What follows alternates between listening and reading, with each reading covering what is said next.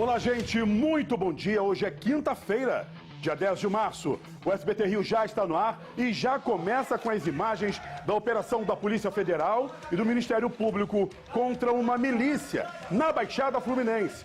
O chefe da quadrilha é o vereador Maurinho do Paiol, vice-presidente da Câmara de Nilópolis. O bando também era formado por policiais militares. Pelo menos 2 deles já foram presos. A quadrilha fazia uma espécie de clínica geral do crime. Explorava a gatonete, vendia gás, cobrava taxas ali para as pessoas como os mototaxistas e até o pessoal do tráfico de drogas, ou seja, aonde rolava dinheiro, a quadrilha metia a mão mesmo. E para já falar desse assunto, a gente vai ao vivo com o Renato Igrejas, trazendo todas as informações. A partir de agora, minha amiga Renata, bom dia para você. Renata, uma grande operação Polícia Federal, Ministério Público contra essa organização criminosa paramilitar que levava o terror para a Baixada Fluminense, minha amiga. Novamente, bom dia para você. Oi, Caio, bom dia para você, bom dia a todo mundo que está ligado aqui no SBT Rio. A gente fala ao vivo do auditório na sede da Polícia Federal, aqui na Praça Mauá. Já, daqui a poucos minutos, começa uma entrevista coletiva aqui com representantes da Polícia Federal, também da Polícia Militar do Estado do Rio de Janeiro e também do GAECO, do Ministério Público do Estado do Rio de Janeiro. Essa operação de hoje, então, o objetivo dela era cumprir 19 mandados de prisão e 29 mandados de busca e apreensão. Os números que nós temos até o momento, Caio, 10 pessoas já foram presas, entre elas Maurinho do Paiol, vereador e vice-presidente da Câmara de Vereadores de Nilópolis. Além dele, outros 4 policiais militares também foram presos, estão na denúncia do Ministério Público. 3 desses 4 policiais presos da ativa. Daqui a pouco a gente vai ter outras informações aqui com o subcorregedor da Polícia Militar, que vai falar de qual batalhão eles são lotados e, no caso, também sobre como é que era a operação dessas 19 pessoas, desses 19 integrantes que foram, então, denunciados pelo Ministério Público, aí de participarem dessa milícia que seria, inclusive, associada a facções criminosas do tráfico de drogas e também a maior milícia no estado do Rio de Janeiro, Caio. Na verdade, eram narcomilicianos que agiam naquela região porque tinham envolvimento não só entre eles mesmos, os milicianos, como também com traficantes daquela região. Aí o exato momento onde as pessoas que foram detidas começaram a chegar ali na sede da Polícia Federal na Praça Mauá. Material apreendido, você tem ali, ó. Isso aí é na casa de uma das pessoas suspeitas, onde tinha mandado de prisão e também de busca e apreensão para serem cumpridos. O momento em que os agentes entram na casa, né? Ó, sobe só um áudio aí, por favor.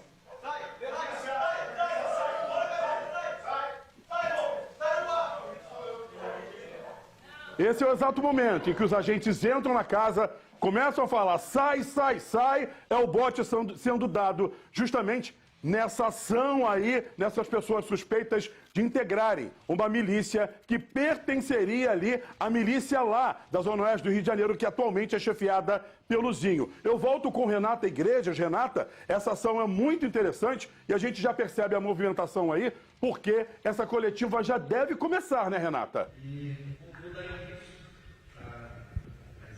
Está começando nesse momento aqui, nesse exato momento, o Tássio Musi, o superintendente regional da Polícia Federal, está falando, Caio. Está falando sobre as investigações, sobre as interceptações telefônicas com autorização da Justiça, até chegar aos integrantes, então, desse grupo, dessa organização criminosa. Vamos ouvir aqui, então, o superintendente regional da Polícia Federal fala nesse momento, Caio. Tem tempo de maturação. E ela tem como objetivo exatamente a desarticulação de uma organização criminosa, atuante na Baixada Fluminense e que se identificou entre os crimes praticados ali uma estruturação típica de milícia armada. No dia de hoje foram cumpridos, foram expedidos e estão em cumprimento 19 mandados de prisão preventiva e 29 mandados de busca e apreensão, em relação à atualização dessa ação específica. O coordenador da operação vai falar com os senhores. O que eu gostaria de destacar, eu acho que é importante, aí no âmbito da Polícia Federal, Essa investigação já estava em curso e quando nós tivemos no ano passado a institucionalização da missão redentora aqui no estado do Rio de Janeiro, ela foi potencializada, lembrando que a missão redentor ela tem como enfoque exatamente essas organizações criminosas que têm essa atuação, né, o modo de atuar tem uma peculiaridade de ações violentas. Em relação ao detalhamento, no primeiro momento, eu vou passar a palavra para o nosso delegado regional de combate ao crime organizado, doutor Garrido, e depois para a doutora Mariana, promotora do GAECO do Ministério Público do Estado do Rio de Janeiro. Nesse exato momento, começando a coletiva, é o Tássio Musi falando. Vai passar agora para o pessoal do GAECO, do Ministério Público, também informando, né, essa investigação que começou o ano passado. E automaticamente para desarticular essa quadrilha, organização criminosa que tem todo envolvimento com a milícia e que levava o terror para a região da Baixada Fluminense. Eles vão começar a falar agora, vamos ouvir o que diz agora o GAECO do Ministério Público. E também enfatizando a prisão de lideranças. Eu gostaria de registrar que a parceria foi fundamental no trabalho de hoje, a parceria entre a Polícia Federal, o Ministério Público, Estadual e também a Corregedoria da Polícia Militar.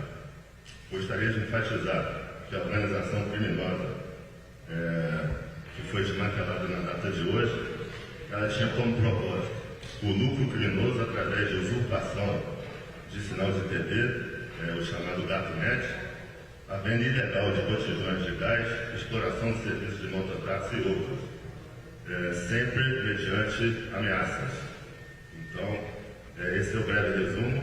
Eu vou devolver a palavra e mais à frente o doutor Martins vai trazer detalhes sobre a deflagração. Obrigado.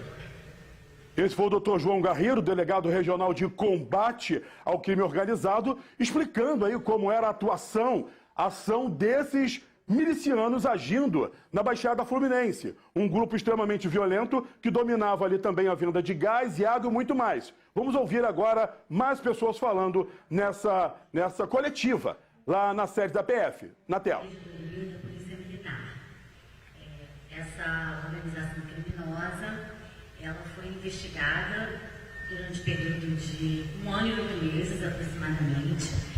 É uma organização criminosa com dimensões consideráveis, que atua em diversos municípios da Baixada Fluminense, principalmente em Lopes e São João de Meriti. E essa organização, ela se encontrava em expansão, tendo expandido seus domínios para o bairro de Anchieta, na cidade do Rio de Janeiro, e possuía também ligações com a milícia da Zona Oeste, na época ainda liderada pelo miliciano Eco.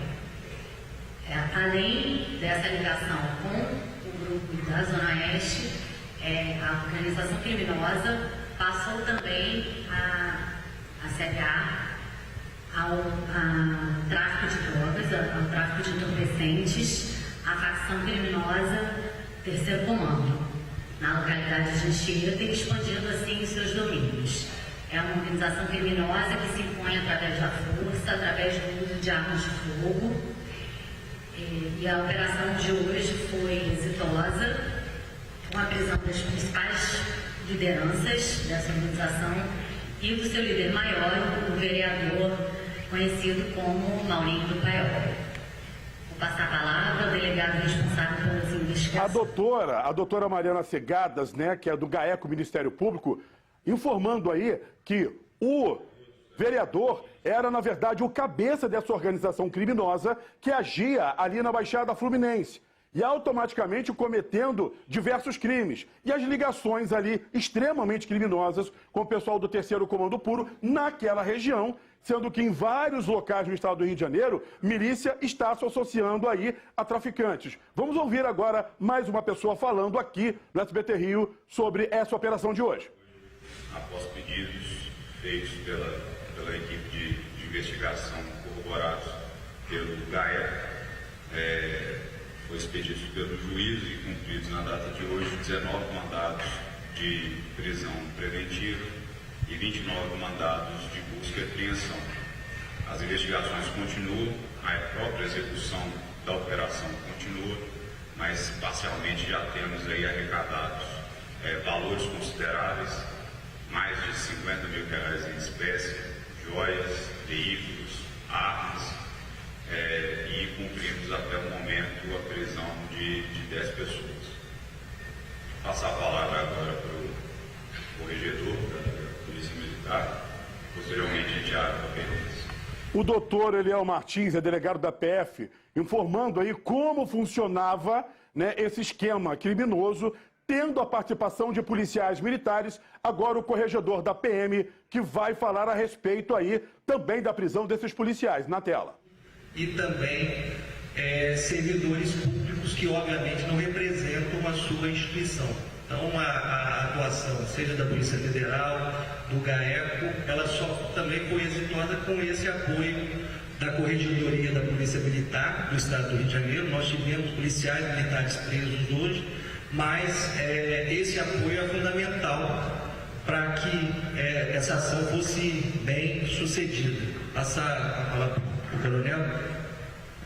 Esse foi o Tássio Musi, está explicando aí essa ação em conjunta feita também entre o Ministério Público e a própria polícia. Agora sim, o pessoal da Polícia Militar falando a respeito desses agentes que pertenciam a essa organização criminosa. Vamos ouvir. A operação coordenada pelo Ministério Público do Rio de Janeiro e Polícia Federal. Os policiais foram presos, estão sendo encaminhados para o nosso presídio militar, onde serão submetidos a processo administrativo disciplinar. A Polícia Militar não coaduna com essa prática de desvio de conduta do seu público interno e, diuturnamente, a Corregedoria irá agir de forma preventiva com a intenção de identificá-los e, posteriormente, processá-los. Essa é uma orientação do nosso secretário, Coronel Henrique. Esse foi o Tenente-Coronel Renato Assis Pereira, né, participando dessa coletiva, deixando claro que a Secretaria de Polícia Militar não compactua com a ação desses criminosos, né, que se travestem aí com a roupa da Polícia Militar e levando o terror para esses locais. Uma operação importantíssima, já que a milícia, ela acaba movimentando milhões e milhões aí por mês e automaticamente tirando a vida de pessoas que às vezes são contra, ou nessa guerra de milicianos que vem sendo travada, onde dia após dia a gente vem vendo pessoas sendo assassinadas porque eles querem tomar os territórios.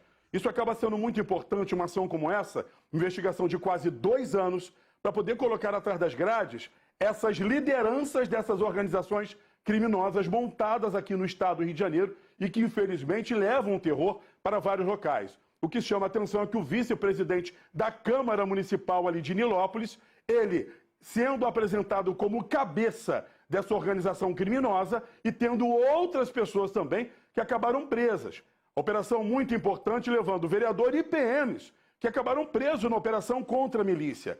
É algo que não é novo, a gente sabe que muitos militares, infelizmente, acabam compondo esse tipo de organização criminosa e que vem trazendo terror para vários locais aqui no Rio de Janeiro. Entendeu? Tem mais alguém falando aí ainda? Se tiver, sobe o som para mim, por favor. Com relação à exploração de serviços de internet e televisão, sinal de TV a cabo clandestinos, eles também colaboravam, os integrantes do comando, com as ações criminosas, as implicadas criminosas que eram levadas a cabo pela milícia, por esse grupo inicialmente constituído em Nilópolis e São João de Meriti. Então vocês percebendo, né? A atuação era Nilópolis, São João de Meriti, 2 municípios da Baixada Fluminense, municípios grandes, e Anchieta também. Ou seja, eles vinham agindo em vários cantos aqui do estado do Rio de Janeiro. Ligações perigosas com o miliciano, que atua na zona oeste do Rio de Janeiro, que é o Zinho. E ele também, esse principal suspeito, que é o vereador, já tinha ligações com o ECO, e isso chama atenção. Ainda tem mais alguém falando na coletiva? Aumenta o som para mim, por favor. Exercer a exploração de serviços públicos e serviços particulares. Então, sim, tinha uma função protagonista e a ação armada era através, a ação de coerção era através de atuação armada do próprio grupo dentro daquela comunidade de Nilópolis. Esse foi o doutor Eliel Martins, delegado da Polícia Federal, explicando a atuação deles ali nesses municípios, né? Eles faziam o controle ali da Gatonete, as pessoas eram obrigadas a pagar por esse sinal clandestino que entram nas localidades. Então, aqueles sinais, os que são tradicionais que a gente conhece aí, automaticamente não conseguiam mais operar nesses locais. Eles usavam aquele método de ou colocar fogo ou quebrar os equipamentos das empresas normais, né, automaticamente para colocar e impor o que era utilizado ali, dominado por eles. Além disso, gatonete, botijão de gás, água e também o transporte clandestino naquela região. Até os mototaxistas eram obrigados a pagar ali para poderem operar nessa região, entre Nilópolis, Anchieta, São João de Meriti. Tem mais alguém falando? Coloca na tela para mim, vamos subir o áudio. 20º Batalhão, 9º Batalhão. E o policial que era reserva remunerada, que era diretoria e liderando da Polícia Militar. Agora que o coronel estava falando justamente dos batalhões onde esses PMs pertenciam. Entre eles o 20º, né, que é de Mesquita, e o 9º Batalhão de Rocha Miranda. A investigação feita pela Polícia Federal, Ministério Público, também a própria Corregedoria da Polícia Militar, para tirar esses criminosos das ruas que levam o terror para a região. A doutora falando. Inclusive, a partir dos elementos que foram colhidos hoje, no cumprimento dos mandatos de busca e apreensão, com certeza surgiram novos elementos de prova que vão possibilitar a identificação de outros envolvidos e a individualização da conduta desses envolvidos. Por que esses mandados de busca e apreensão são importantes também? Porque o material colhido nos locais onde tem o mandado de busca e apreensão, eles podem ter mais provas que liguem automaticamente. Renata está perguntando na tela. Desenrolou bastante com a interceptação telefônica, enfim, autorizada pela Justiça. E hoje, durante essa operação, foi apreendida uma escopeta na casa do vereador, Maurinho do Paiol. Essa investigação, o desdobramento dela foi de que havia ligação com homicídios. O vereador estaria ligado, ele teria cometido esse crime, estaria ligado diretamente a isso? O vereador Maurinho, ele é envolvido com a prática de homicídios, inclusive ele figurava como envolvido em um inquérito que se encontra em trâmite na Delegacia de Homicídios da Baixada Fluminense. E a partir dos elementos colhidos nessa investigação, ficou corroborada essa participação dele em diversas empreitadas criminosas, desse grupo criminoso, na verdade, liderado por ele, em diversas empreitadas criminosas, dentre elas crimes de homicídio. Ele está ligado diretamente, então? Sim, ele era líder desse grupo que participava de empreitadas criminosas para a prática de diversos crimes, entre eles homicídios. Ele executou ou mandava executar? Na investigação, no curso dessa investigação, não ficou comprovada a participação direta dele em nenhum homicídio especificamente. O que nós temos é a informação de que ele é envolvido em homicídios que se encontram em investigação ainda na Delegacia de Homicídios da Baixada Fluminense. Um número de homicídios? Não sei especificar, eu sei de um inquérito específico em que ele figura como envolvido, mas as investigações ainda estão todas. Obrigada. Claro que essa apuração é muito importante, o que a doutora falou. Ele é suspeito de ter participado ou de ter mandado executar pessoas na Baixada Fluminense. Inquéritos aí, né? Investigações que estão a cargo da Delegacia de Homicídios da Baixada Fluminense. E como eu te falava, essa questão da busca e apreensão sendo feita, cada material colhido ali é importante também para esse andar da investigação, para se ter mais provas contra esses suspeitos que a Justiça acabou expedindo mandado de prisão contra eles. Tem mais alguém falando aí? Vamos subir o som, por favor. Eles, a um só tempo, não só exploravam esses serviços públicos e esses serviços particulares, como também garantiam que as pessoas vinculadas a eles, através de parcerias, através de subordinações, explorassem de uma forma tranquila, de uma forma pacífica, impedindo que a administração pública exerça o poder de polícia administrativo sobre essas atividades de fiscalização e evitando, de uma forma geral, que o poder público evitasse a continuidade dessas práticas ilícitas. Doutor Eliel Martins, delegado da Polícia Federal, explicando que esse grupo também fazia o quê? Tentava ou destruir provas ou atrapalhar o trabalho de investigação da polícia, né? Isso é importante também que a polícia, o próprio Ministério Público, polícia, todo mundo consiga levantar isso. Tem mais alguém ali? Sobe o som, por favor. Interesses deles.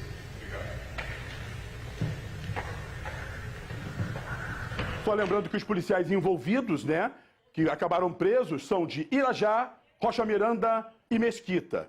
Ou seja, investigação muito importante. Bárcia, doutor Bárcia está comigo hoje aqui, uma operação importantíssima também, no momento que a gente fala dessa força-tarefa montada para agir contra as milícias aqui no estado do Rio de Janeiro, e essa ação também mostra que essa prisão também foi muito importante. São as pessoas da alta sendo atacadas também. Com certeza, uma operação linda, uma investigação linda, Caio.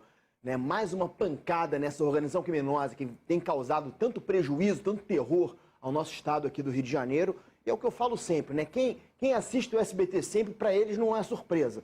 Né? Como a investigação é um instrumento poderoso e eficiente contra essas organizações criminosas. Né? E a investigação tem o seu tempo, mas ela é eficiente e ela chega até um resultado.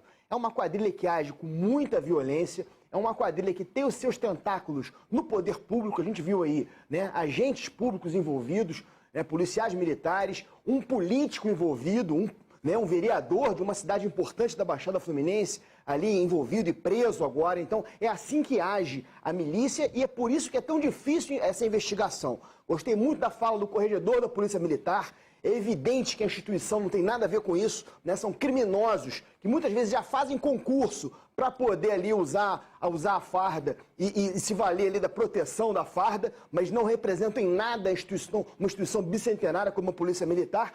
E é uma grande pancada na milícia, nessa organização criminosa, né?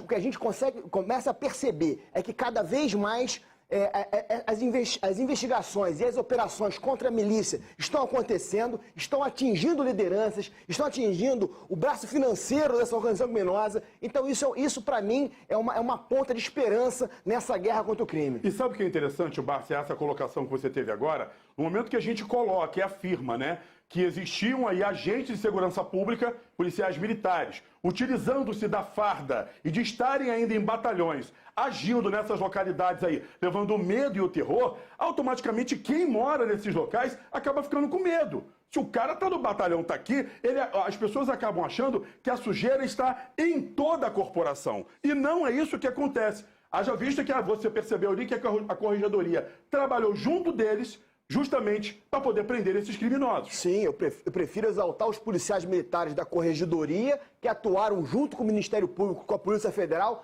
para combater essa organização criminosa. Esses são verdadeiros policiais. Esses sim representam a bicentenária Polícia Militar. Vamos voltar que a coletiva ainda acontece na sede da Superintendência da Polícia Federal. Sobe o áudio para mim, quem está falando agora?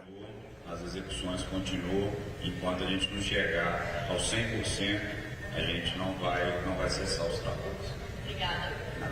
Eliel Martins, esse é o delegado da Polícia Federal, conversando com os colegas da imprensa. É muito importante, deixando claro que, apesar desses quase 2 anos de investigação ali da Polícia Federal e do Ministério Público, essa investigação não vai parar, e não pode. E não pode parar, né? E as buscas, a diligência de busca e apreensão mostra bem isso. Caio, claro, é uma operação muito importante, mas a gente sabe que a operação por si só não acabou com a milícia ali. Prendeu pessoas importantes, mas é muito importante que essa investigação continue, né? Essas diligências de busca e apreensão mostram que as investigações vão continuar e que daqui a pouco outras pessoas vão ser presas. É aquela situação, os cabeças são presos, só que automaticamente aqueles que estão abaixo vêm assumindo ali aquela liderança. Tem mais alguém falando aí, gente? Canta pra mim, se tiver, põe na tela, por favor. Eu realizei uma ação, se não me engano, na segunda-feira, que prendeu uma quadrilha de milícia. O repórter fazendo pergunta nesse exato momento ali. De repente, a doutora Mariana Segadas é quem vai fazer a resposta, vai dar a resposta. Vamos ouvir. A quadrilha vizinha, Nova Iguaçu, comandada pelo Tandera. Havia informação de que essa quadrilha presa hoje talvez pudesse invadir essa região de Nova Iguaçu? Bom, em primeiro lugar, a ligação deles com essa organização criminosa da Zona Oeste se dava através do fornecimento de armas e também de pessoas que participavam das empreitadas criminosas do grupo. Eles mantinham contato constante com integrantes da organização criminosa, que então era liderada pelo ECO. Com relação à ligação deles com o tráfico de entorpecentes, traficantes do terceiro comando, o que ficou comprovado nessa investigação foi a ligação deles com traficantes atuantes na comunidade Ás de Ouro de Anchieta. Não temos comprovação da ligação deles com traficantes de outras localidades, mas acredito que isso poderia ser um próximo passo, já que é um grupo criminoso em constante expansão. Ligações criminosas com criminosos ali da comunidade Ás de Ouro e Anchieta, do terceiro comando. Isso mostra que a milícia, para poder agir, eles acabam virando narcomilicianos e tendo essas ligações perigosas. Doutora Mariana falando ainda, na tela.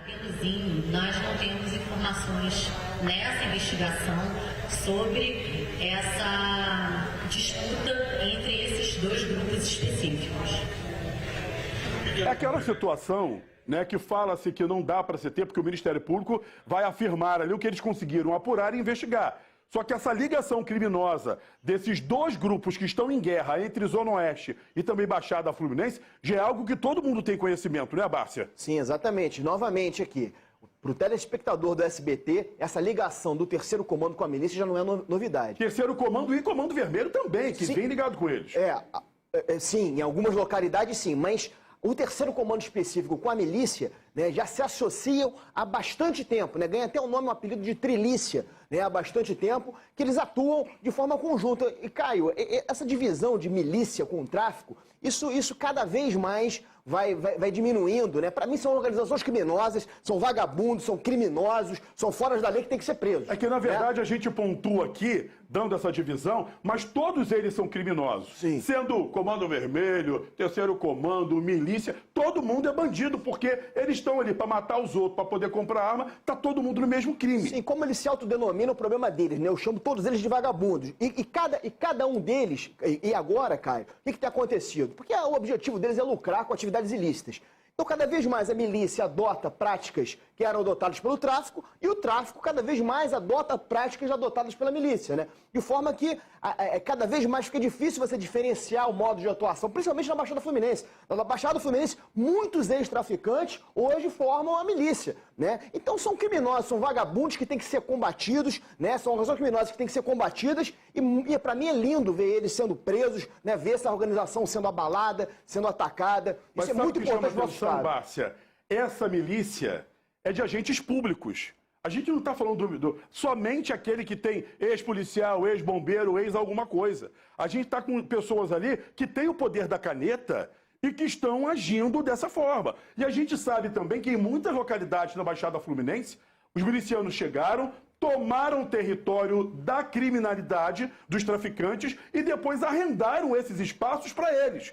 Por isso a gente chama até de narcomilícia, essa ação desses grupos paramilitares que vem agindo em várias partes do Estado. Exatamente isso, cara. E qualquer organização criminosa desse porte, no mundo inteiro, sempre conta com a participação, com a ajuda Deixa eu chamar Renata Igrejas agora, ainda lá na coletiva. Renata.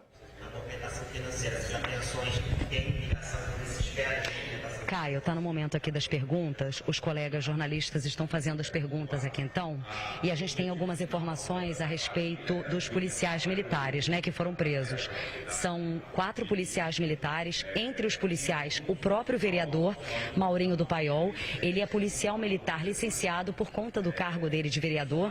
E as autoridades explicaram aqui o seguinte, que ele recebia salário como policial militar, também recebia o salário como vereador, então acumulava. A respeito dos valores aqui, do faturamento dessa organização criminosa, né, dessa narcomilícia, eles ainda não fizeram esse levantamento, portanto, nem colocaram uma estimativa de valores. Os 3 policiais, além do vereador, os outros 3 policiais militares envolvidos nessa organização militares, essa organização criminosa, são policiais militares da Ativa e eles são lotados nos batalhões de Irajá, Rocha Miranda e também no próprio batalhão de Mesquita. A informação que a gente teve, que consta na denúncia do Ministério Público, é que essa milícia, então, que dominava São João de Meriti, Nilópolis e Mesquita, ela simplesmente acabou expandindo seus domínios para comunidades onde o tráfico de drogas que domina. Por exemplo, a comunidade Ás de Ouro, no bairro de Anchieta, da Zona Norte. Essa organização criminosa, então, essa milícia chefiada pelo Maurinho do Paiol, se aproximou de traficantes de uma facção, dominada, né, por uma das facções criminosas aqui do Rio de Janeiro, para fazer, então, como se fosse uma sociedade. Ali, eles também vendiam armas e drogas, além desses serviços clandestinos de exploração. A gente viu agora há pouco a promotora Mariana explicando essa questão do homicídio, de que o vereador não estaria diretamente ligado, ele não executou, mas que corre já o inquérito na delegacia de homicídios da capital de que ele estaria envolvido, teria dado ordens para que pessoas fossem assassinadas. Então, terminou agora há pouco aqui a coletiva, alguns números foram passados, outros não, ainda eles deixaram bem claro aqui que essa investigação continua e até o momento, então, dos 19 mandados de prisão, 10 foram cumpridos até o momento, sendo então 4 policiais militares, entre eles o chefe dessa organização criminosa, que é o vereador vice-presidente da Câmara de Vereadores de Nilópolis.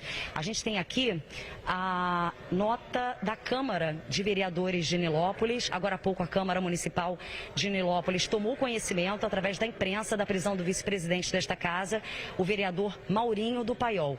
Informamos que aguardamos comunicado oficial da defesa do vereador e da autoridade judiciária responsável pela investigação para que, de posse das tipificações penais do caso, possamos analisar sob a ótica e também do regimento interno da casa. Recebemos também, Caio, uma nota do PSD, tá? O partido do vereador Maurinho do Paiol. A executiva do PSD do Rio de Janeiro informa que, após a prisão do vereador Mauro Rogério Nascimento de Jesus, vai expulsar o parlamentar do partido. São essas as informações, então, que a gente tem. A coletiva aqui na sede da Polícia Federal acaba de terminar, mas a gente volta com atualizações ainda sobre essa operação que continua nesta quinta-feira aqui no Rio de Janeiro. Caio. Minha amiga, eu sei que é difícil, mas vou pedir a você para tentar pegar alguma das pessoas aí, pelo menos uma, que participou dessa coletiva, para bater um papo com a gente aí, que a gente possa também conversar com eles. Enquanto você consegue fazer isso, eu sei que é correria, você está cheia de fio, porque todos os dias eu também estou aí no seu lugar fazendo reportagem, eu te dou esse tempo, eu vou batendo uma bola aqui com o Bárcia enquanto você tem esse tempo para trazer alguém que possa conversar com a gente aqui no SBT Rio, tá bom, minha amiga? E aquilo que a gente fala, Bárcia, olha só, uma narcomilícia agindo naquela região, onde os cabeças são pessoas que têm cargos políticos e pessoas que estão aí na área da segurança pública. Pessoas que levam medo, terror para essa região.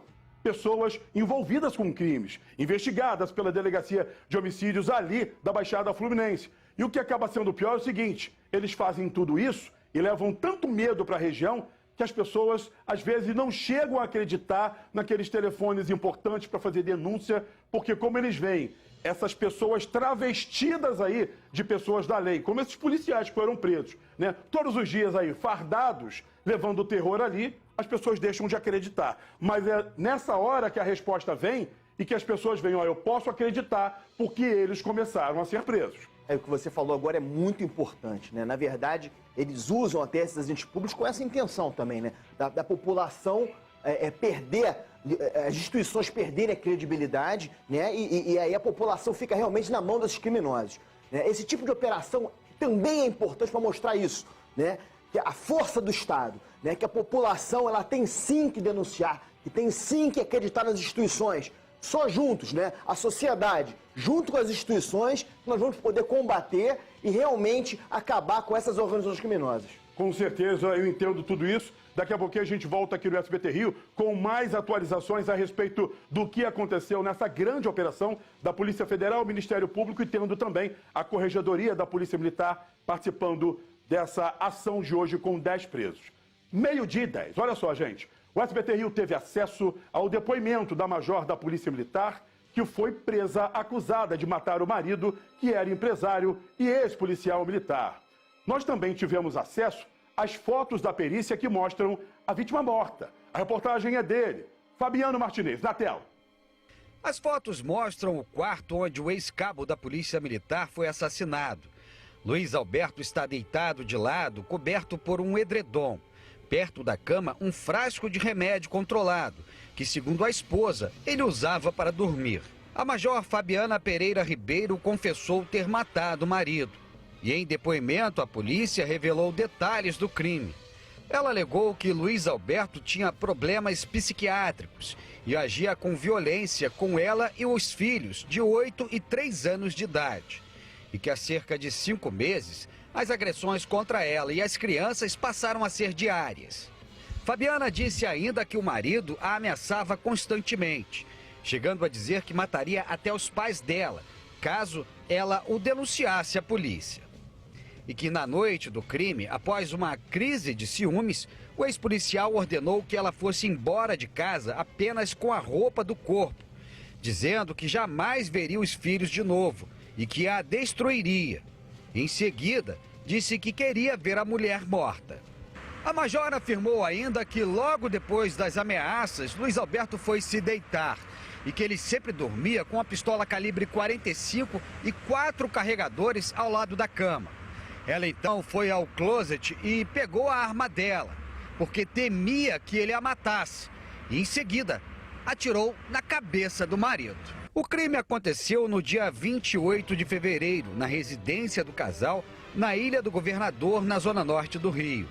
Inicialmente, Fabiana alegou que o marido havia cometido suicídio, mas após a perícia levantar suspeitas a respeito da versão, a policial confessou que atirou na vítima.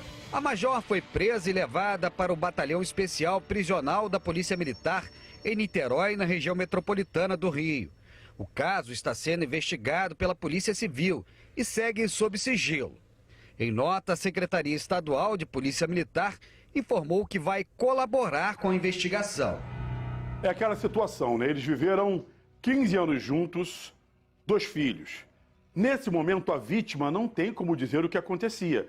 Então, para a major que foi presa, acaba sendo muito fácil colocar a culpa na vítima. Eu não estou desmerecendo o que ela disse, tá, gente? Eu só estou apontando o que é a verdade nesse momento. Porque em dado momento, Bárcia, ela primeiro afirmou que ele teria cometido suicídio. Essas são imagens que nós tivemos acesso, essa é a major. Você vê agora na tela a major que acabou sendo presa, major Fabiana, e o então marido dela que acabou sendo morto. Tem 2 filhos, só que em nenhum momento ela procurou a polícia para denunciar esse homem, se ela fosse realmente vítima de agressão. E agora esse crime bárbaro, onde a perícia, o trabalho da perícia foi fundamental para descobrir que não tinha sido um suicídio, e sim um homicídio. Pois é, Caio, uma investigação bem delicada, né? Claro, né, que a gente aqui não vai negar, muito pelo contrário, né? A gente entende, né, essa cultura de violência que existe contra a mulher, né? Sabe que nesse momento muitas mulheres, né, são violentadas ali pelos seus companheiros, pelos seus maridos. A gente sabe que isso existe. Agora, é claro também que isso também pode ser usado como um escudo, né, e como uma tese de defesa dela nesse caso específico.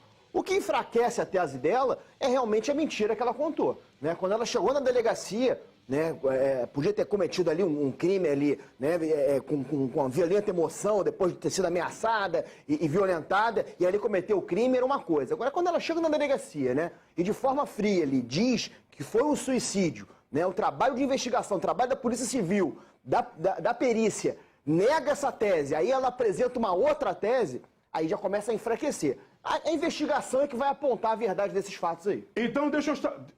Oi? Vou chamar a Renata Igreja lá da Polícia Federal, que tem mais informações pra gente a partir de agora, né, Renata? Dessa operação da Polícia Federal que prendeu ali agora sim, Renata, o vice-presidente da Câmara de Vereadores lá de Nilópolis. Renata Igreja, já com o entrevistado. É com você, Renata.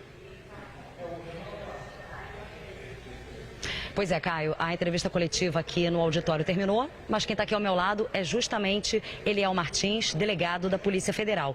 E a gente estava conversando aqui agora há pouco sobre essa operação, essa investigação, a respeito dos 10 presos. Até o momento, dos 19 mandados de prisão, são 4 policiais, então, sendo um deles o vereador e ex-presidente Maurinho do Paiol. Só que o delegado Eliel estava me explicando que outros agentes públicos estão envolvidos nessa organização criminosa, inclusive servidores da Câmara de Nilópolis. Delegado, boa tarde. Explica melhor como que se dá essa participação e essas pessoas ainda não foram presas? Boa tarde. Há cerca de 18 meses estávamos investigando um grupo de atuação armada, um grupo de atuação de práticas próximas a práticas milicianas na região da Baixada Fluminense. A cúpula dessa organização era formada por agentes públicos e esses agentes públicos, exercendo as suas funções, desviavam parte do seu poder para os seus privilégios, para os seus interesses pessoais. São cargos de confiança, são eletivos, concursados? Quem são essas pessoas que participavam? No momento a gente pode dizer que são agentes públicos, entre eles tem agentes políticos e agentes estatutários. Então essas pessoas são da comunidade local, ali da Baixada Fluminense, exercem uma função pública e através dessa função pública eles faziam cumpriam ali as suas designações para os seus interesses. Caio, o delegado da Polícia Federal, Eliel Martins, está te ouvindo. Fica à vontade para fazer a pergunta a ele. Doutor Eliel Martins, boa tarde. É o Caio Alex aqui no estúdio. Primeiro, parabéns por essa ação que vocês desenvolveram hoje. É muito importante para o Estado do Rio de Janeiro ter atrás das grades esses milicianos, que vêm levando terror para vários cantos aí do Estado do Rio. Foram quase 2 anos de investigação e vocês afirmam agora que tem mais pessoas da própria Câmara ali de Vereadores de Nilópolis envolvidas no caso, né? Nesse momento, 10 presos. Como era a atuação desse grupo paramilitar nessas 3 regiões onde vocês atuaram hoje, doutor? Boa tarde, Caio. Eram atividades próprias de grupos milicianos, através do medo, através da coação, através da ameaça.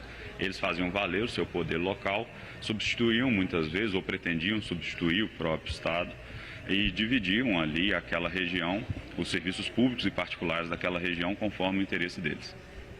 E automaticamente, doutor, sabe o que chama atenção?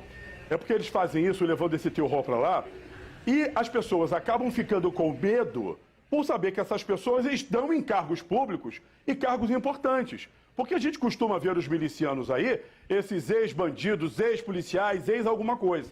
Só que esses aí estavam com a caneta na mão e agindo. E por isso levavam um medo maior. Mas, na atuação de vocês hoje, pelo menos 10 deles foram colocados atrás das grades.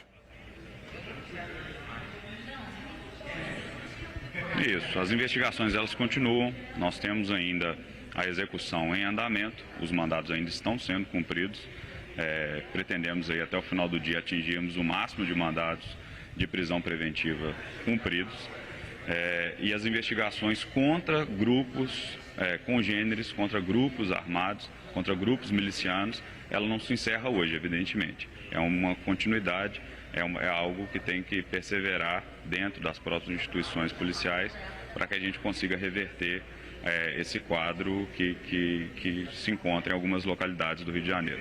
Doutor Eliel, sabe o que me chamou muito a atenção e que me deixou até preocupado? Em saber, né, que o vereador, sendo o cabeça, como vocês apontaram aí, dessa organização criminosa, também era uma das pessoas que forneciam armamento para os criminosos do Ás de Ouro. Armamento que são utilizados para tirar a vida da população e matar também policiais civis, militares, na ação dessa criminalidade. Essa pena acaba aumentando mais ainda toda essa sujeira que a gente acaba vendo onde essas pessoas se meteram. As condutas são bastante graves, os fatos são bastante graves, as provas são bastante robustas e dentro do processo legal, dentro daquilo que está previsto em lei, eles serão responsabilizados. Aquela situação, né, Renata, é uma responsabilização que tem que ser dada, Renata, porque automaticamente, toda vez que a gente vê grupos paramilitares nessa guerra por domínio de território, é porque tem dinheiro envolvido. Não é isso, Renata? A gente sabe que na Zona Oeste, por exemplo, a movimentação na milícia lá passa dos 10 milhões por mês. E nessa região aí, eu não estaria errando em dizer que poderia passar de 3 a 4 milhões por mês por causa dessas comunidades e aí a venda não só de armas, como a exploração de gatonete, transporte alternativo e muito mais coisa aí. Não é, minha amiga? É isso, Caio. Como disse o delegado da Polícia Federal, Eliel Martins, é uma sucessão, é uma série de crimes realmente muito graves, com provas robustas a respeito de um servidor público, um vereador, que é um policial militar licenciado, né, e é vice-presidente da Casa, da Câmara Municipal de Nilópolis, envolvido, então, chefiando uma organização criminosa, quer dizer, é um policial licenciado, né? Ele está inativo, mas seria um agente da lei, né, da segurança pública, aliado a uma organização criminosa, no caso a milícia, praticando extorsão, corrupção, homicídios e fazendo uma associação com o tráfico de drogas, como a gente viu aqui durante a coletiva, uma organização criminosa que começou ali na Baixada Fluminense e expandiu os domínios para essa comunidade, então dominada por uma facção criminosa na zona norte do Rio, vendendo armas, vendendo drogas e faturando. O delegado Eliel, agora há pouco, um pouquinho antes da nossa entrevista, eu perguntei a respeito do faturamento dessa organização criminosa. A gente geralmente, né, você sabe, né, Caio, quando a gente participa de coletivas, a gente tem uma ideia, a polícia divulga os números, né, o faturamento dessa organização criminosa por mês, mas até o momento o delegado apenas disse que seriam dezenas de milhares, sendo que o Maurinho ainda recebe como vereador e como policial militar, certo, né, delegado? As atividades ilícitas levadas a efeito pelo grupo são atividades lucrativas. O grupo realmente tem a sua lucratividade, a lucratividade é elevada, mas no momento as investigações ainda estão em andamento. No momento certo, a polícia deve divulgar aí dados a respeito dessa parte financeira que deve ser melhor trabalhada aí dentro dessa investigação.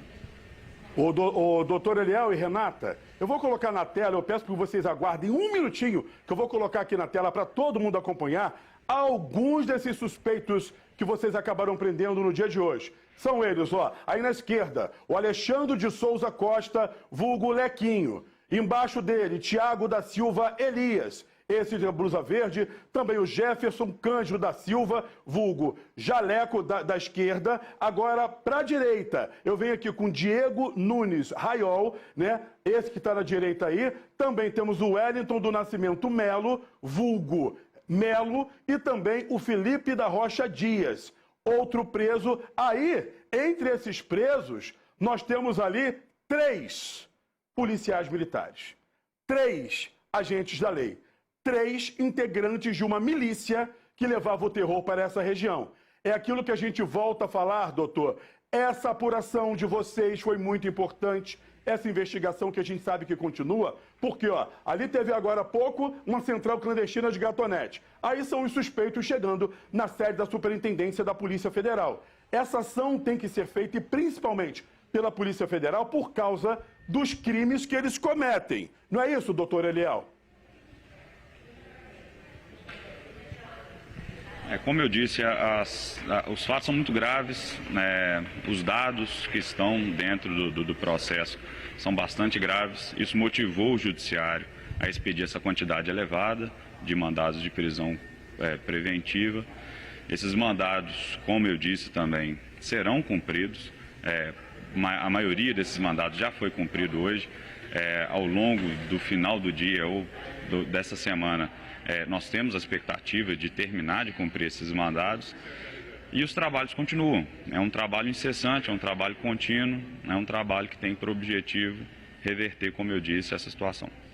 Com certeza é algo importante que tem que ser feito, porque os moradores dessas localidades vivem o medo e a insegurança. São obrigados a pagar por um botijão de gás muito mais caro, pagar pela garrafa da água, aquela grandona de 5 litros, muito mais cara, pagar por um serviço de internet ali e da gatonete, que é ruim pra caramba, mas se não pagar, perde o que está ali, ou seja, é algo que chama atenção.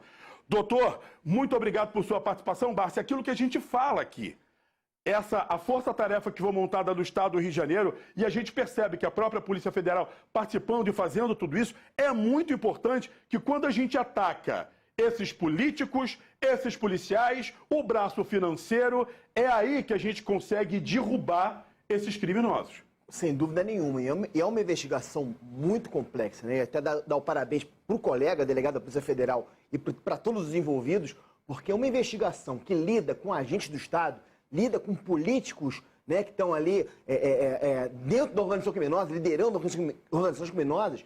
Isso torna a investigação muito mais difícil, né? Então, mas não tem outro caminho. E a integração das forças, você vê ali a Corregedoria da Polícia Militar, Polícia Federal, Ministério Público, né, muitas outras operações da Polícia Civil, essa integração das forças de segurança, né, isso é muito importante, né? Quem está do lado do bem, quem está do lado da lei tem que dar as mãos e tem que lutar juntos essa guerra, porque assim a gente é forte o suficiente para combater esse tipo de organização criminosa. E olha só, gente, meio-dia 26, eu vou voltar a falar com Fabiano Martinez ao vivo, porque a major que foi presa estava alegando que a culpa foi da vítima. Ou seja, se ela era vítima realmente de agressões, por que não procurou a polícia? Acusar quem ela já tirou a vida nesse momento, claro que a apuração vai ser feita pela polícia. Fabiano, quais são os últimos detalhes que você traz com relação a esse caso aqui, meu amigo? Boa tarde.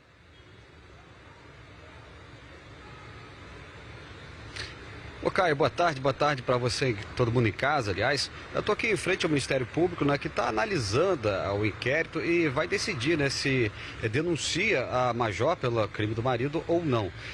Mas o depoimento da major Fabiana é muito cheio de detalhes, né, Caio? Ela dá informações, várias informações a respeito do crime, que vinha sofrendo ameaças, que os filhos eram agredidos, ela também, e que na noite do crime, que cometeu o crime, ela estava com medo de que seria morta pelo marido, porque o marido tinha dito para ela, olha, hoje amanhã de manhã você vai sair de casa, vai com a roupa do corpo e você nunca mais vai ver seus filhos. E disse também que queria vê-la destruída e que a mataria. Segundo ela, segundo o depoimento, ela então, com medo disso, né, vai ao closet, pega a arma dela e dá um tiro na cabeça do marido. Ela diz que esse medo todo é porque, além das ameaças, o marido dormia com uma arma calibre 45, inclusive é uma arma utilizada pelo exército desse calibre, com 4 carregadores ao lado, né, no criado mudo ali. E ela, com medo de ser morta enquanto dormia, tomou essa atitude. É claro que esse depoimento, esses detalhes vão ser apurados agora pelo trabalho de investigação da polícia. O que vai ser feito? Eles vão ouvir testemunhas, Caio, para saber se realmente a mulher é agredida, se testemunhas já viram alguma discussão entre o casal, vai ouvir os filhos, né? Um tem 8 anos, já tem uma condição de falar, vai ouvir os filhos para saber, olha, seu pai batia em vocês, papai batia na mamãe, né? Isso tudo é muito importante para saber se realmente essa versão que a major Fabiana conta é verdade ou não, né? Então a gente vai esperar o trabalho da polícia agora para averiguar isso e ver a responsabilidade realmente do crime. O trabalho da polícia, Fabiano, e do Ministério Público. Sabe por quê? Claro que a gente não deve desmerecer aquilo que foi falado pela major. O pessoal vai ter que apurar. Isso porque a gente apresentou aqui no SBT Rio essa semana, no Dia Internacional da Mulher, aquela questão das prisões de homens agressores, né, de companheiros agressores, e eu recebi por uma rede social minha uma denúncia de uma pessoa que está internada nesse momento, no hospital particular, e que foi brutalmente espancada por um policial. E que ela chegou a ir a uma delegacia, ok? Ela foi numa delegacia, esse suspeito foi para a delegacia, e enquanto ela foi fazer o exame de corpo de delito, deixaram esse policial sair pela porta da frente. E agora o medo dela é que ele invada o hospital, que ele descubra o hospital, invada o hospital e possa matá-la. Os vídeos que ela me mandou são aterrorizantes. E aquilo, Bárcia, que eu falo com você. A gente já sabe que ela cometeu o assassinato porque ela já acabou confessando. Em primeiro momento, ela disse que ele cometeu suicídio. A perícia, né? A polícia científica da Polícia Civil foi muito importante porque a perícia comprovou que ali havia indícios de um crime e não de uma pessoa que teria cometido suicídio. Esses indícios foram passados para os policiais, eles pararam ali para poder interrogar a major e ela acabou confessando. Só que agora ela diz que a culpa era da vítima, da pessoa que morreu, que ele que batia, ele que ameaçava os filhos e tudo mais. Essas informações passadas por ela de uma certa forma, podem diminuir um pouco a pena caso ela seja condenada, ela venha a receber? Sim, com certeza. Na verdade, Caio, são duas dinâmicas ali que são factíveis, né? Porque a mulher que é vítima de violência doméstica, né, e muitas vezes o agressor, não sei se é o caso, né, a investigação que vai demonstrar, ele envolve a mulher, né, numa rede de ameaças e de manipulações que a mulher muitas vezes se vê sem saída. Né? Eu já vi isso algumas vezes na prática. E muitas vezes a pessoa, quando se vê sem saída, ela pode sim reagir de forma violenta, né? Como foi o caso. Então não estou dizendo aqui que não seja uma dinâmica que não seja verossímil. Não é. Né? Acho que pode ser verdade o que ela falou. Né? O que ela não deveria ter feito era mentido no primeiro momento. Agora, também é verossímil ela poder também estar usando, né, o fato de existir essa cultura de violência contra a mulher para ter ali uma tese de defesa. Então são duas dinâmicas que são verossímeis, duas dinâmicas que podem ter acontecido, e é por isso que a investigação é muito importante. Como falou o Fabiano aí, ouvir os filhos, ouvir vizinhos, né, para se apurar ali realmente as condições que ela vivia ali, que vivia esse casal, é muito importante, e a investigação que vai apontar realmente a verdade dos fatos. Que a investigação seja feita e que a verdadeira culpada, né, ou a culpa do que aconteceu, venha à tona para que a gente possa saber. 12h31, olha só, gente, a dona de padaria é baleada na cabeça em Sepetiba, na zona oeste do Rio. Testemunhas afirmaram que um cliente atirou na mulher depois de uma discussão. Ela foi internada em estado grave. A reportagem é dela, Branca Andrade, na tela. Nestas imagens feitas por um celular, Soraya dos Santos, de 39 anos, aparece deitada no chão, sendo socorrida por moradores após ser baleada na cabeça. O crime aconteceu em Sepetiba, na zona oeste do Rio. Segundo essa testemunha, ela teria sido alvejada por um cliente da padaria no momento em que ela tentava fechar o estabelecimento. O atirador estaria bebendo no local antes de cometer o crime. Ela estava discutindo com o rapaz, aí ele pegou, sacou da arma e atirou nela. A polícia militar informou que os policiais, ao chegarem no local, já encontraram a vítima baleada e caída no chão. Soraya foi levada para o Hospital Pedro II em Santa Cruz. Segundo a família, o estado de saúde dela é grave. A previsão é de que um novo boletim médico com o estado de saúde da vítima seja divulgado ainda hoje, às 3 da tarde.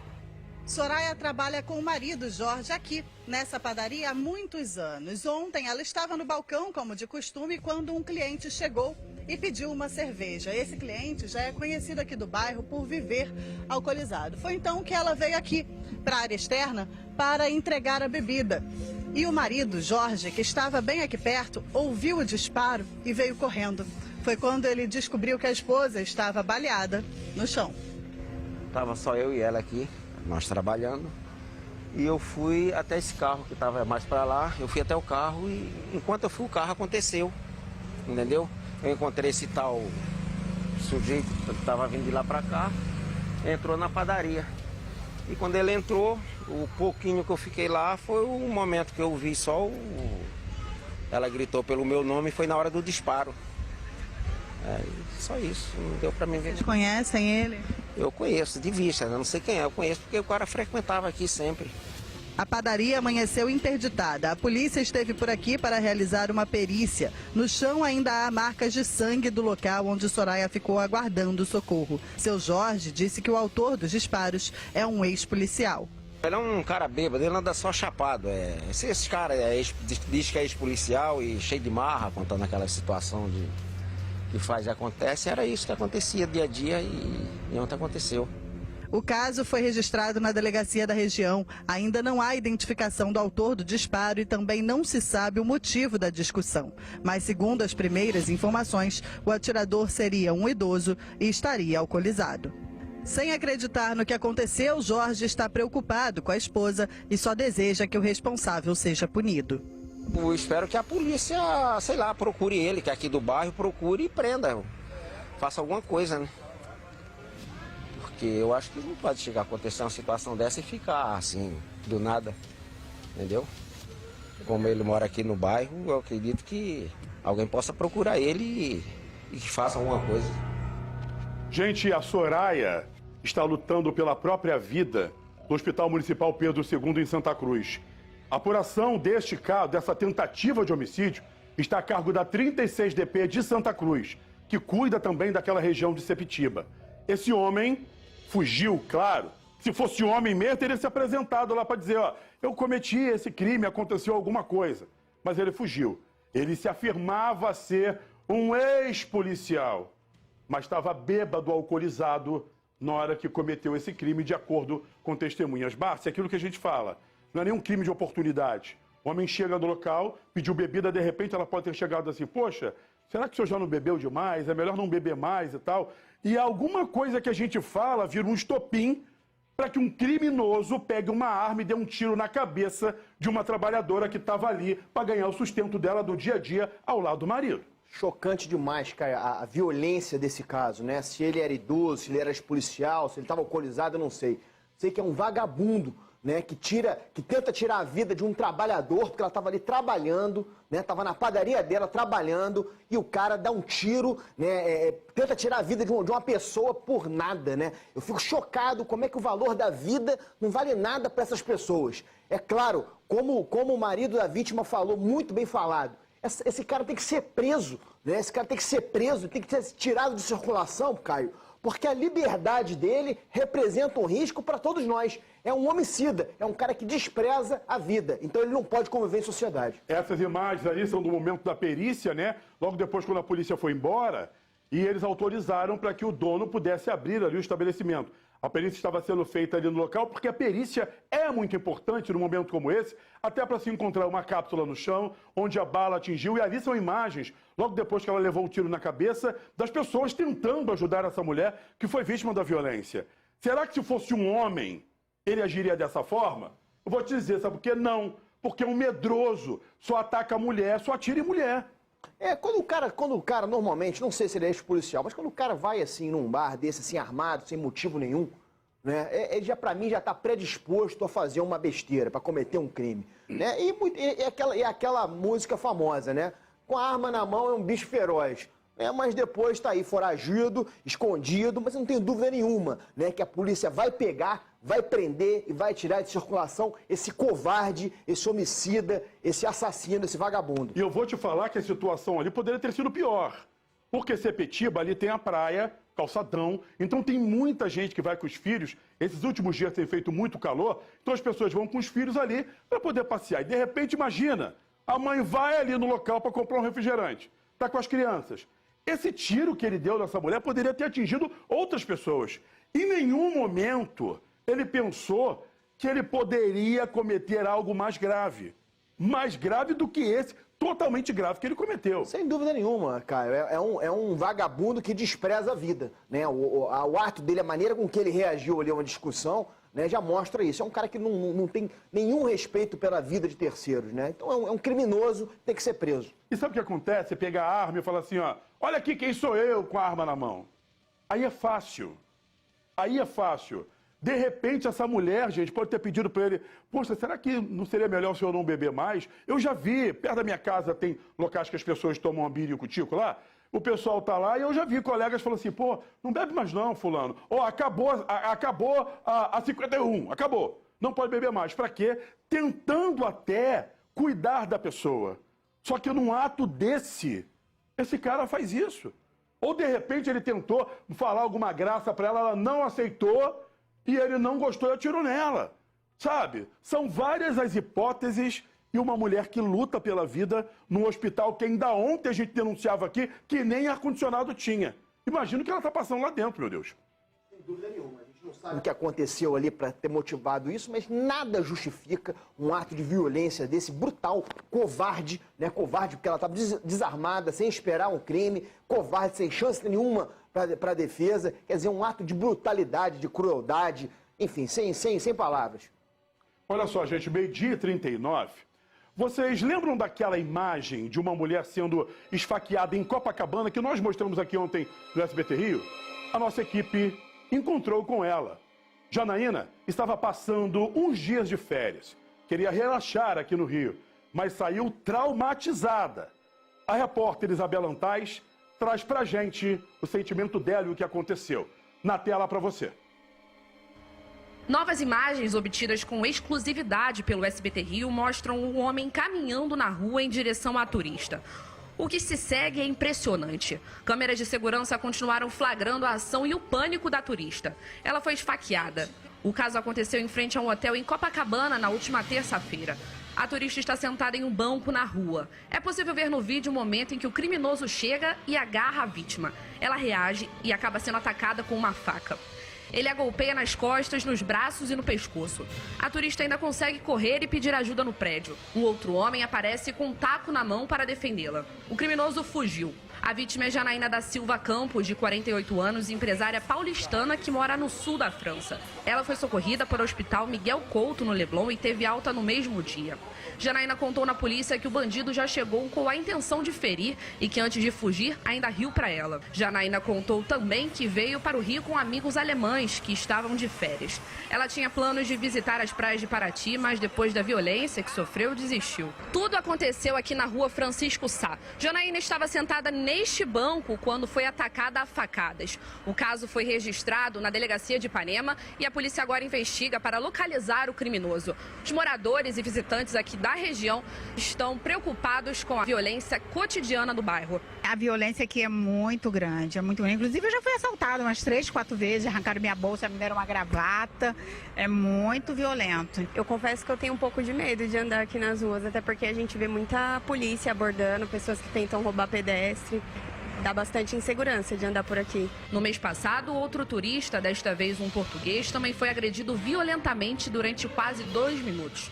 Nas imagens, a vítima de camisa escura ainda tenta lutar contra os 4 bandidos, mas é derrubada e agredida com socos e pontapés. Os criminosos usaram até um patinete elétrico para ferir a vítima.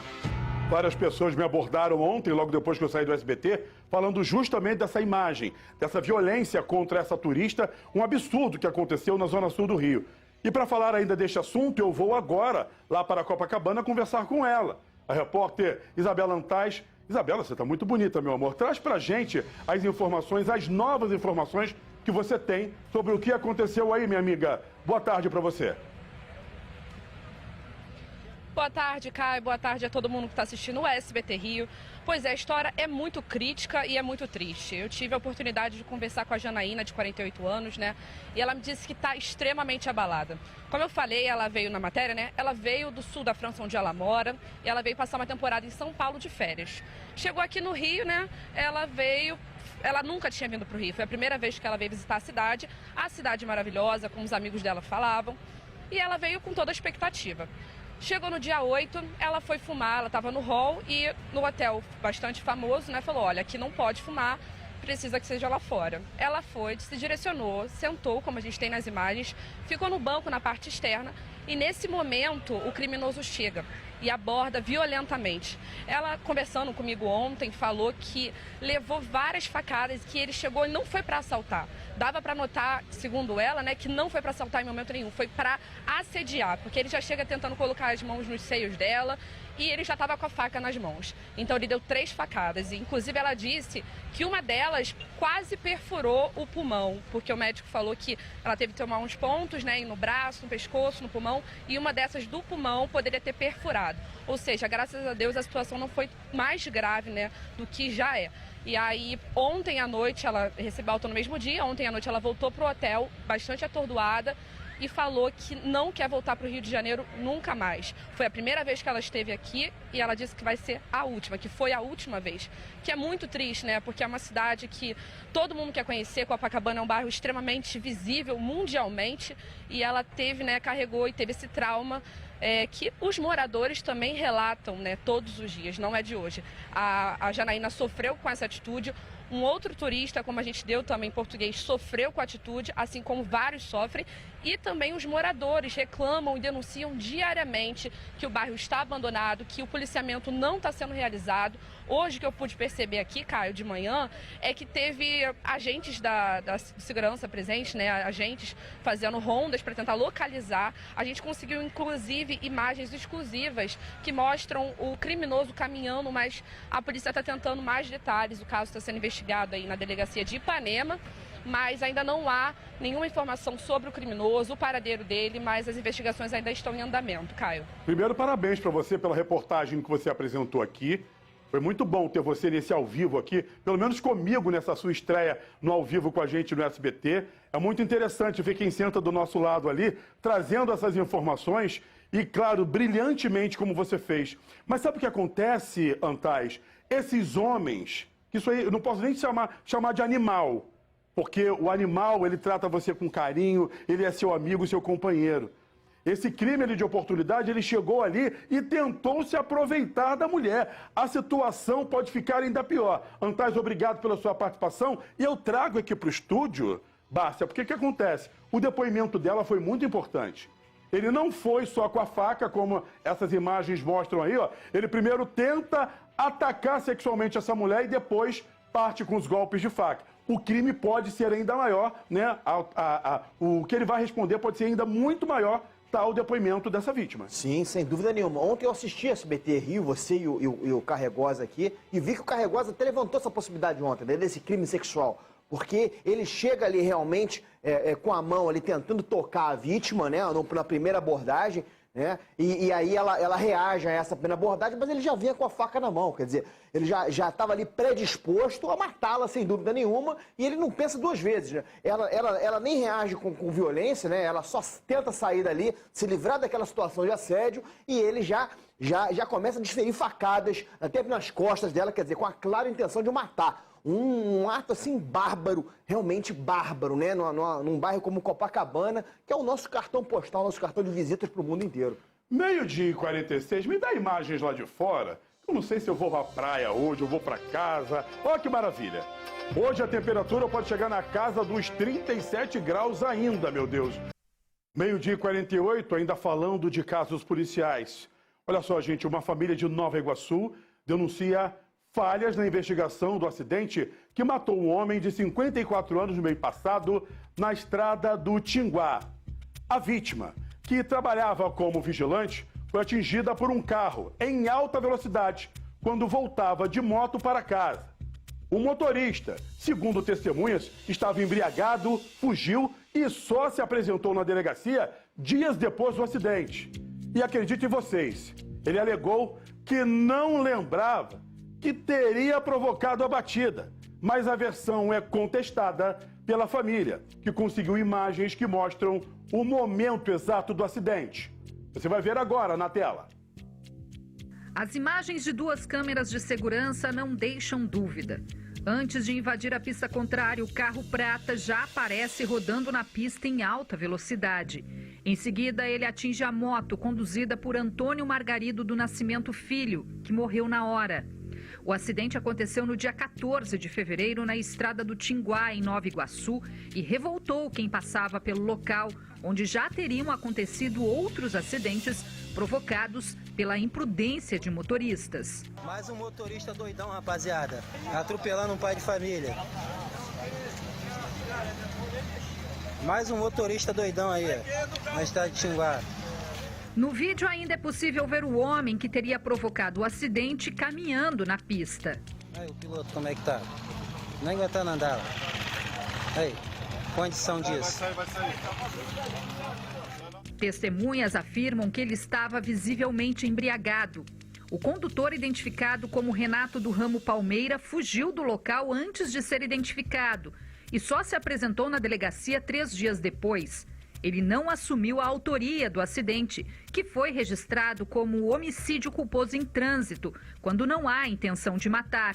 Mas a família denuncia falhas na investigação, como relata um dos filhos da vítima, que prefere não mostrar o rosto. Ele assumiu o risco de matar no momento que ele bebeu, no momento que ele cometeu excesso de velocidade, no momento que ele consumiu qualquer tipo de substância que seja. Então eu quero justiça, pois ele assumiu o risco de matar a todo momento. Está sendo tratado como homicídio culposo. Está errado. A nossa justiça é muito fraca. Ele cometeu um crime, ele matou e assumiu o risco. Então eu peço justiça a quem é de direito a dar atenção para esse caso. Justiça, ele matou um pai de família, um trabalhador. Ele trabalhava na Universidade de Iguaçu, estava voltando do trabalho, foi morto por inconsequente, bêbado. Olha só, gente, a 58DP da Posse, que investiga o caso, informou que o motorista e testemunhas já prestaram depoimento e que as imagens das câmeras de segurança estão sendo analisadas. A polícia também aguarda o resultado dos laudos para concluir a investigação. É aquela situação que a gente fala, né? Infelizmente, mais uma vez, foi a família que teve que investigar o que estava acontecendo para levar a informação para a polícia. Eu acho isso inadmissível, mas aconteceu agora. As imagens estão com a Polícia Civil, que essa investigação possa ainda avançar para provar que o cara cometeu realmente um crime. Caio, o filho da vítima, a família da vítima pode sempre falar o que quiser, porque está emocionalmente envolvido ali, eu tenho um absoluto respeito. Mas não pode se apontar uma falha na investigação que nem está concluída ainda. Eu até vou discordar do que ele falou juridicamente, né? Claro que eu não conheço os autos, mas existe essa discussão jurídica, né? Se o cara quando bebe e causa um acidente, se ele está no dolo eventual, que aí seria um homicídio doloso, ou no homicídio culposo, né? Eu pessoalmente entendo que ele está no homicídio culposo mesmo. O grande problema é que a nossa lei aqui é tão frouxa que o homicídio culposo tem uma pena muito baixa. Na maioria dos países do mundo, o homicídio culposo tem uma pena mínima baixa, mas tem uma pena máxima alta, justamente para casos como esse. O que se pergunta, e aí é no direito agora, né? O que se pergunta? O homicídio doloso é aquele que você fala o seguinte: olha, eu vou agir assim, se eu matar alguém, dane-se. Né? É muito difícil alguém que bebe e dirige pensar dessa forma. Normalmente a pessoa pensa o seguinte: olha, eu tô bêbado, vou dirigir, mas eu acho que eu consigo chegar até em casa. Isso se chama culpa consciente, é uma modalidade de culpa, né? Então eu entendo, pessoalmente, na maioria desses casos, que é um homicídio culposo, mas também entendo que mereceria uma pena muito grave, né? Porque tira a vida de uma pessoa, destrói uma vida de uma pessoa por um ato inconsequente. Então eu acho que o grande problema aí é a pena baixa para o homicídio culposo, não tentar colocar no homicídio doloso, porque é muito difícil. Alguém que beba e dirija, pense dessa forma: eu vou beber e dirigir, e se eu matar alguém, dane-se, se eu morrer, dane-se. A pessoa não pensa assim, ela pensa o seguinte: não, eu vou beber e vou chegar. Quando a pessoa bebe, ela já não assume a responsabilidade se ela cometeu um crime, porque você sabe que o código diz que você não pode beber e dirigir. Se você está enchendo a chapuleta e pega o carro para dirigir, o ato de você já entrar no carro, você já está cometendo um crime. Mas aí, se a gente for levar assim dessa forma, Caio, se você avançar um sinal e causar um acidente, também está no doloso. Se você tiver com pneu careca... Peraí. Estou falando de quem ingeriu bebida alcoólica. Você falou outra coisa, pneu careca. Sabe-se que não pode circular com pneu careca na rua. Se está com pneu careca, na minha visão, tem que responder também, cara. Se você avançou...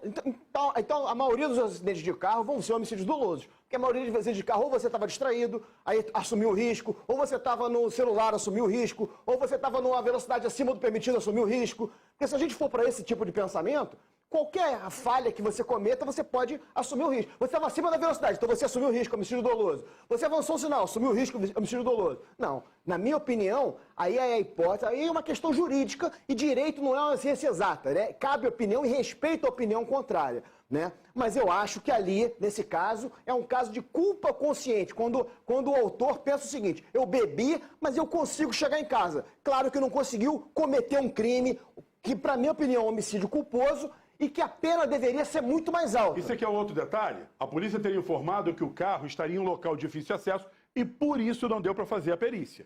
Só que a informação que nós temos é que o carro estava na rodovia e que essa perícia daria para ter sido feita. Ou seja, tem que se apurar o que aconteceu. Não, claro.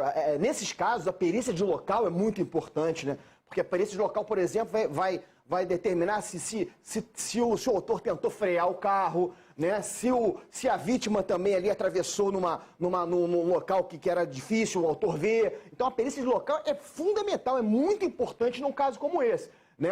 Então, enfim, eu sou fã da perícia, acho que a perícia ajuda muito a Polícia Civil, né? A perícia é um braço muito importante da Polícia Civil, da investigação, e seria fundamental ter sido feita a perícia nesse caso. Com certeza, 12h55, olha só, gente.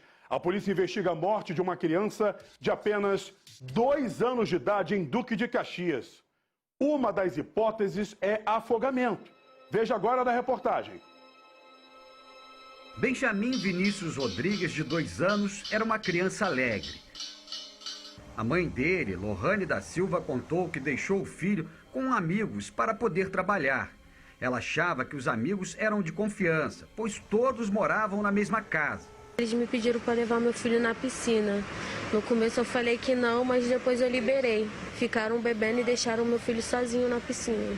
Benjamin foi à piscina com os amigos, mas poucas horas depois, a criança foi encontrada já desacordada na piscina. Ela ainda foi levada ao hospital, mas não resistiu. A Polícia Civil investiga o caso para saber o que realmente aconteceu. Segundo informações iniciais, essa piscina infantil teria uma profundidade de aproximadamente 25 centímetros. Em determinado momento, não se sabendo exatamente até o presente momento a dinâmica, um desses adultos levou batata para essas crianças consumirem. E logo depois, a vítima apareceu boiando na piscina. Tentaram iniciar socorro, mas ela infelizmente veio a óbito. A mãe de Benjamin está desolada. Ela quer justiça. Nós estamos aguardando o laudo de necropsia para poder analisar se a conclusão dos peritos é que a morte se deu em decorrência de afogamento ou em razão da obstrução da via respiratória por algum objeto sólido. Gente, eu estou no telefone aqui agora, que eu acabei de receber da Lohane, eu estou arrepiado da cabeça aos pés, mas a Lohane me mandou as imagens do filhinho dela minutos antes de ter acontecido esse acidente, que culminou na morte do pequeno. E lá no local, eu estava tentando contar que tinham mais de 6 pessoas nesse local. Essas pessoas não perceberam que essa criança estava ali. A Lohane, agora há pouco, mandou mensagem para mim, pedindo o seguinte aqui, ó.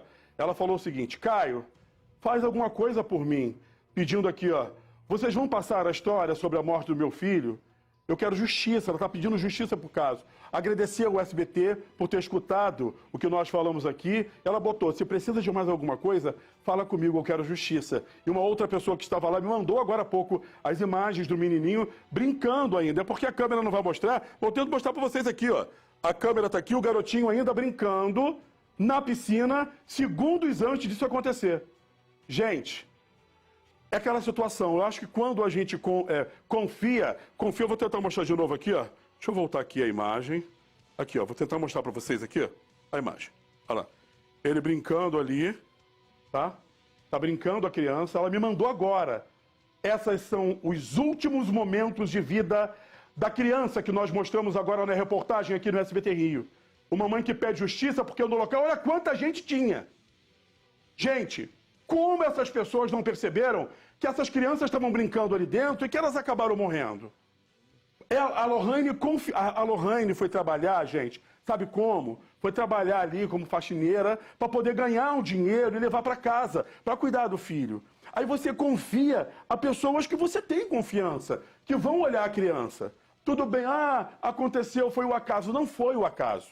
Criança, 1 segundo que você descuida, essa criança pode perder a vida. E foi o que aconteceu.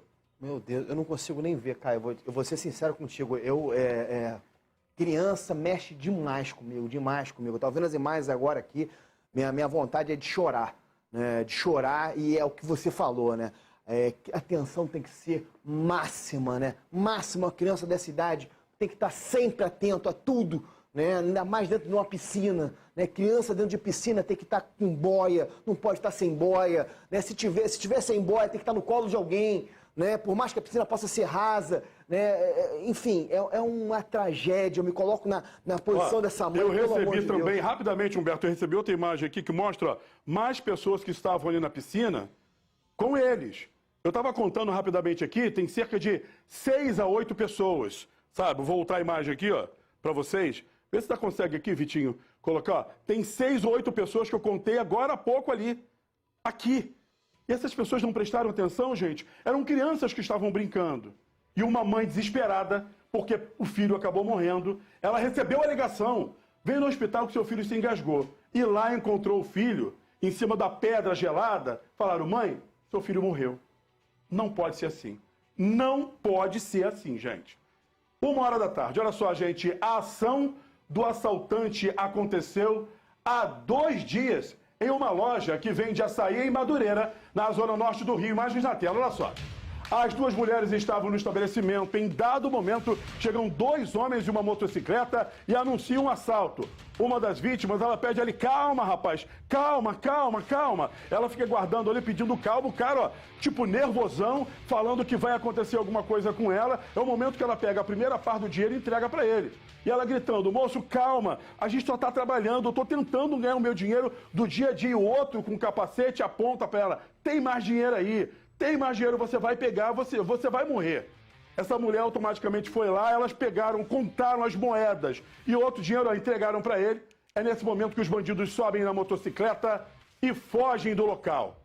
Em seguida, uma outra mulher que está ali, eles correm para tentar fechar ali, ó, a porta e tudo mais. Em seguida, você vai ver também que vem um rapazinho ali que tenta ajudar e na imagem é possível ouvir, sabe, a sirene da polícia militar, da polícia na região. Olha o desespero, sobe o som aí, ó.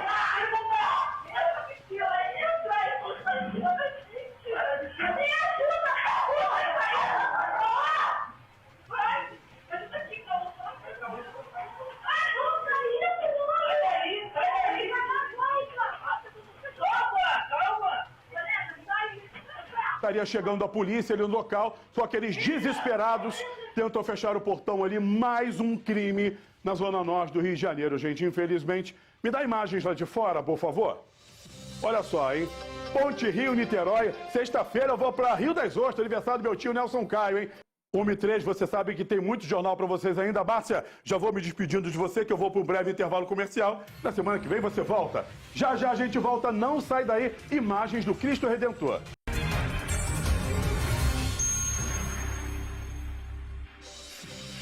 1h06 da tarde, lembrando que hoje, daqui a pouquinho, tem também o Fofocalizando, só que logo depois do SBT Rio, tem o quê? SBT Esportes Rio, com Fernanda Maia, que já está se posicionando no estúdio, e também a galera do esporte. Esses caras mandam bem pra caramba, esses caras são um show de bola. E lembrando também que vai ter o Alô, daqui a pouquinho, no final do SBT Rio. E olha só, gente, uma mulher e 3 homens foram presos pela Polícia Civil nesta quarta-feira em Duque de Caxias, na Baixada Fluminense. Imagens na tela.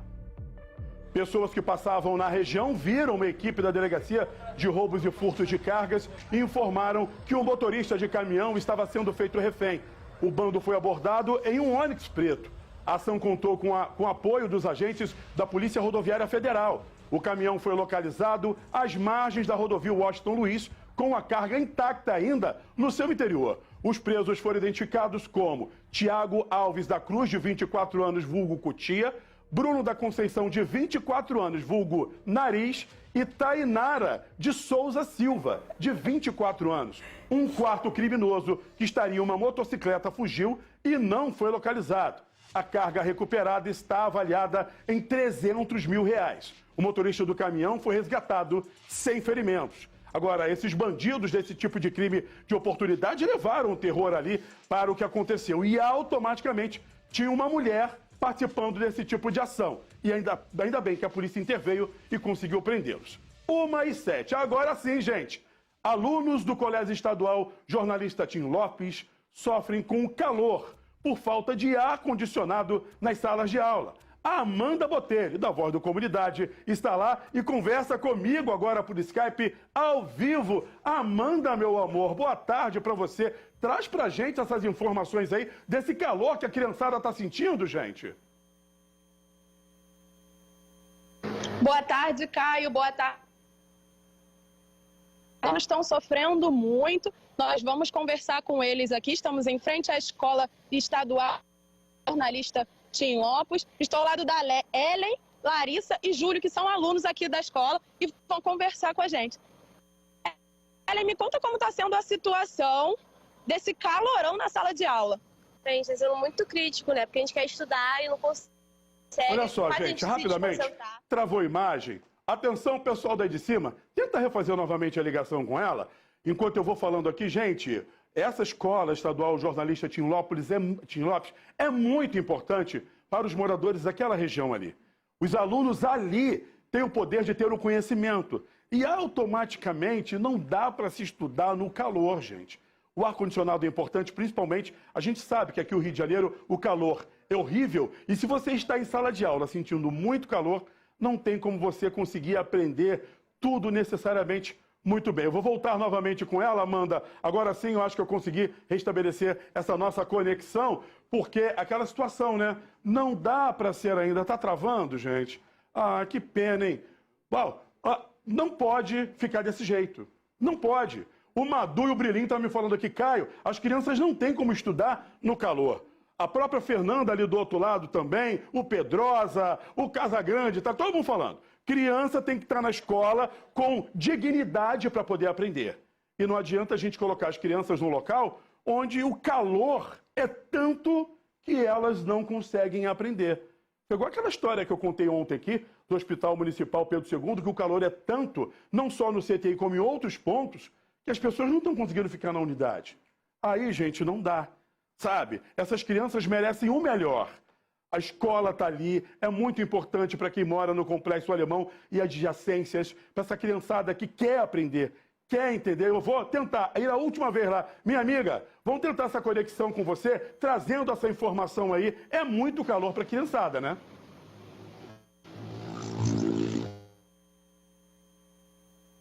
Tem relatos de alunos passando mal na sala de aula.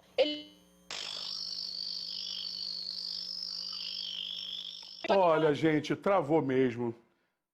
Olha só, eu vou tentar pedir para amanhã, para ver se a gente consegue fazer novamente essa entrada ao vivo, ou até melhor, se ela conseguiria gravar, tipo uma reportagem para a gente, que o Voz da Comunidade tem um trabalho muito lindo e está sempre em parceria com a gente do SBT, para que a gente possa mostrar aqui.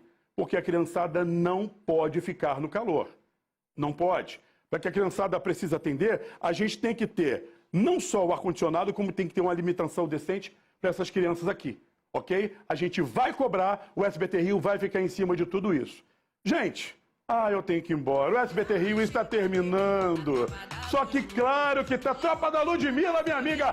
Beijo para a Ludmilla e também para o locutor Alain Oliveira, da Rádio FM O Dia. O rapaz, o cara ficou sem voz. Já tá se cuidando, Alain? Eu falei que ia te mandar um beijão, cara. As minhas manhãs para vir trabalhar são muito felizes ouvindo você no ar com a galera de lá. E também para Kelly Jorge, locutora da FM O Dia. Minha amiga, rapaz, tá linda naquele carro amarelo que ela anda, hein? Um espetáculo, as coxas. Vou te falar, um espetáculo. Também para o Gabriel Emiliano, acompanha o SBT Rio, gosta de toda a nossa programação.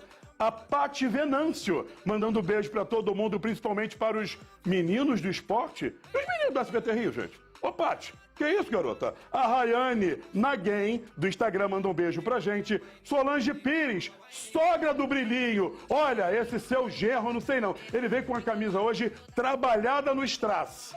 Não entendo esse garoto, gente. Também para a Charlene Rosa, a rainha de Duque de Caxias, minha amiga maravilhosa. A Charlene faz um trabalho incrível em Duque de Caxias. Charlene, eu sou seu fã. Tá sempre com o David Brasil. Ô, David, quando é que eu vou na tua casa, hein, garoto? Tomar um banho nessa piscina. Vou levar o Brilhinho, vou levar o Madu e os meninos...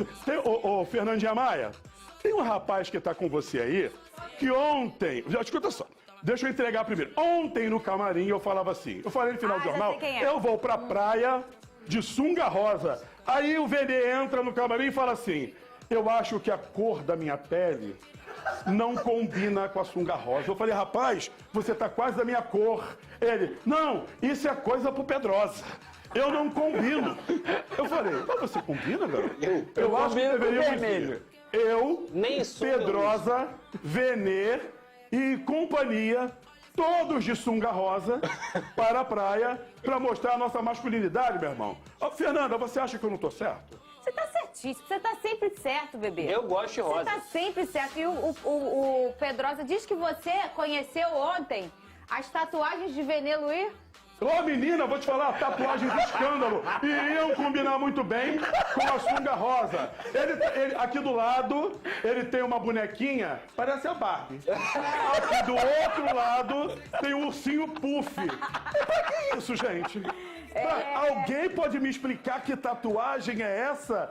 Totalmente no mundo infantil? É pra Dona Carmen, não é isso? Pra Dona Carmen, homenagem, ué. Mamãe dele. É uma homenagem. Dona Carmen, ele escreveu aqui do lado também seu nome, mas tá um garrancho só, aquela letra não é sua. Deixa eu me preparar que eu vou pra praia, porque eu tenho que chegar bonito e absoluto. E o meu sapato aqui, ó, tem um detalhe de ver. O sapato, deixa eu tirar o sapato. Foi até pro meu stories. Ouça, aqui, aí. Não, aqui, ó, olha aqui. Que lindo. Ouça, eu vim de terno verde, né? A gravata nova verde e o sapato também tem verde. Vai fazer o quê? Mas sabe o que é, Fernanda? É pra combinar com parte do seu cenário.